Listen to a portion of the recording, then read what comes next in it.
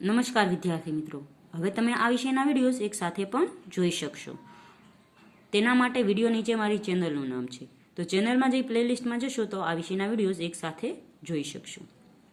તો વિદ્યાર્થીઓ, આજના વિડીયોમાં આપણે શીખીશું કલશોર ગુજરાતી ધોરણ 3નો પાઠ નંબર 8 કીડી હતી કે હાથી હશે. તો ગયા વિડીયોમાં આપણે શીખ્યું હતું એક ગીતનું નામ હતું ચિત્રો બદલાઈ ગયા અથવા ચિત્ર બદલાઈ ગયું, જેમાં સાંજનું ચિત્ર, રાતનું અને સવારનું ચિત્ર દોરવા રામુ મૂંઝાય છે.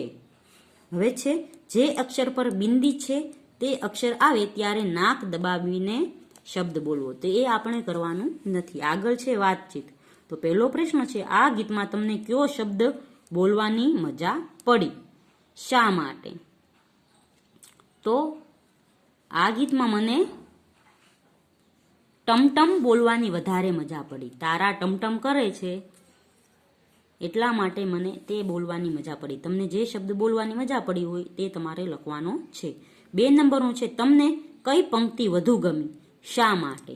તો મને છે તે છેલ્લી 2 પંક્તિ વધુ ગમી, કારણ કે તેમાં રામુએ સરસ મજાના ચિત્ર દોર્યા પણ તેને સવાર કેવી રીતે કરવી તે સમજાણું નહીં. એટલે જવાબમાં આ 2 પંક્તિ લખવી.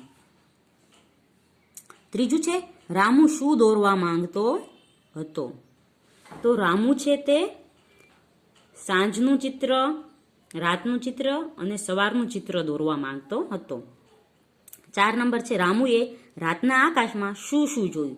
તો રામુએ રાતના આકાશમાં ચાંદલિયો અને તારા જોયા.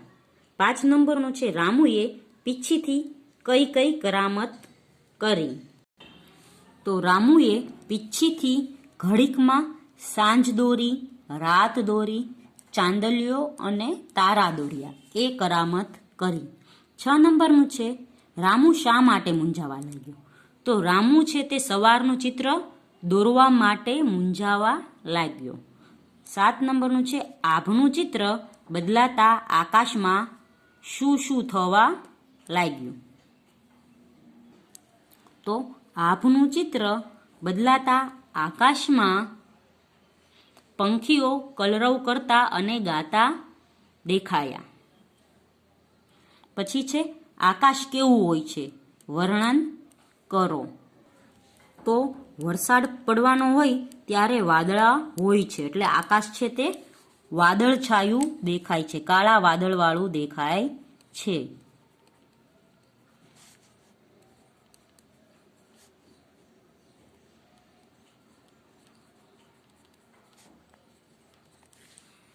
પછી છે, ઉનાળાની બપોરે આકાશ છે તો ચોખ્ખું દેખાય છે અને રાત્રે આકાશ કાળું દેખાય છે તથા સવારે ભૂરા રંગ જેવું દેખાય છે. 9 નંબરનું છે, તમને કયા સમયનું આકાશ જોવું ગમે, શા માટે? તો મને છે વરસાદ પડવાનો હોય ત્યારનું આકાશ જોવું ગમે છે, કારણ કે તેને જોઈને મન આનંદિત થઈ જાય છે. 10 નંબરનું છે, તમને કયા પંખીનો અવાજ ખૂબ ગમે છે, તે અવાજ કરો. તો તમારે નામ લખવાનું છે કે તમને કયા પંખીનો અવાજ ગમે છે. પછી 3 જૂથમાં કામ કરો. ખોટી રીતે લખેલા અક્ષરો સુધારીને ગોઠવીને વાક્ય ફરીથી લખો. તો અહીં ખોટી રીતે લખેલો છે તે વાક્ય ફરીથી લખવાનું છે, આખું આ શબ્દ ગોઠવીને. તો શિક્ષકે વિદ્યાર્થીને સ્ન પ્ર પૂછ્યું, તો આપણે લખીશું શિક્ષકે વિદ્યાર્થીને પ્રશ્ન પૂછ્યો. તેવી રીતે જયેશ રવિવારે છક થી આવ્યો, તો આપણે લખીશું જયેશ રવિવારે કચ્છથી આવ્યો.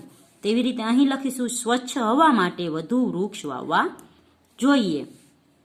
4 નંબરમાં લખીશું દર્દીએ ડોક્ટરમાં વિશ્વાસ રાખવો જોઈએ. 5 નંબર છે, રાજા અશ્વ પર બેઠા હતા. 6 નંબરનું છે, આરોનને ફૂટબોલ રમવાની ઈચ્છા થઈ. 7 નંબરનું છે, વિશ્વ ખૂબ જ સુંદર છે. પછી 8 નંબરનું છે, આપણે ઈશ્વર પાસે જ્ઞાન માગવું જોઈએ. આગળનું છે, સેરેનાએ શ્વેત રંગના કપડાં ગમે છે. પછી છે 4 કે 5 જૂથમાં કામ કરો. જુઓ, વિચારો, શિક્ષકે પૂછેલ પ્રશ્નના જવાબ આપો. તો અહીં લખવાનું નથી, ખાલી સમજવાનું છે. તો પહેલું છે, આ ચિત્રમાં શું જુદું પડે છે? તો આ ચિત્રમાં ફૂલને પાંખ છે એ જુદું પડે છે. ફૂલ ઉડવા લાગે તો શું થાય? ફૂલ ઉડવા લાગે તો તેને જ્યાં જવું હોય ત્યાં જાય, આપણા હાથમાં ન આવે. પછી પતંગિયાને પાંખો ના હોય તો, જો પતંગિયાને પાંખો ના હોય તો તે એક જગ્યાએ પડ્યું રહે, ઉડી શકે નહીં.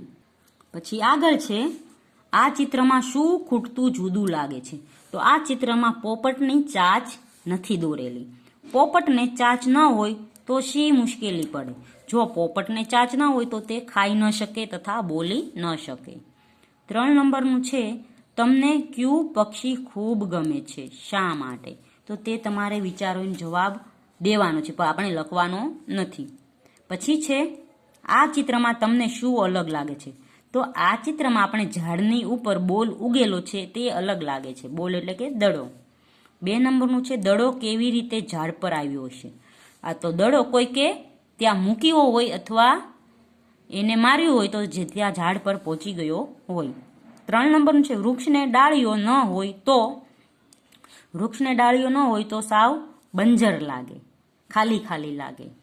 4 નંબરનું છે, તમને કેવું વૃક્ષ ગમે, શા માટે? તો મને છે તે પીપળાનું વૃક્ષ ગમે છે. 5 નંબરનું છે, તમારા પ્રિય વૃક્ષનું નામ લખો. તો મારા પ્રિય વૃક્ષનું નામ પીપળો છે. આગળ છે, આપેલ વાક્યને વાંચો, તેના અર્થવાળી પંક્તિ શોધીને લખો. તો ચિત્ર જ બદલાઈ ગયું વાળો ગીતમાંથી આપણે પંક્તિઓ શોધીને લખવાની છે. પહેલી છે, ચિત્ર દોરાઈ જતા રામુએ ચિત્રનો સામાન ભેગો કરી લીધો. તો તે પંક્તિ અહીં છે, પીછી મૂકી દઈ બાજુએ કામ બધું સંકોરી લીધું. 2 નંબરનું છે, રામુએ ચાંદા અને તારા જોઈ તેમાં પીછીથી ચમકારા કર્યા.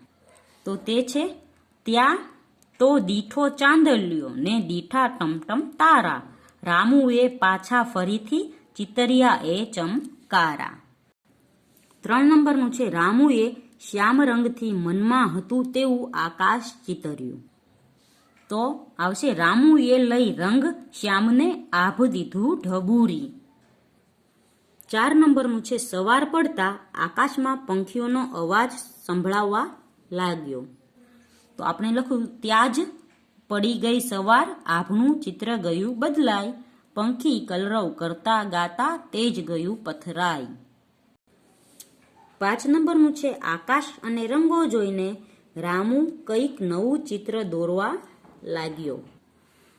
તો આવશે, ઘડીક વાર એ રંગ જુએ ને ઘડીક જુએ આકાશ, પળમાં પીછી બોળીને એ કંઈક ચિતરતો ખાસ.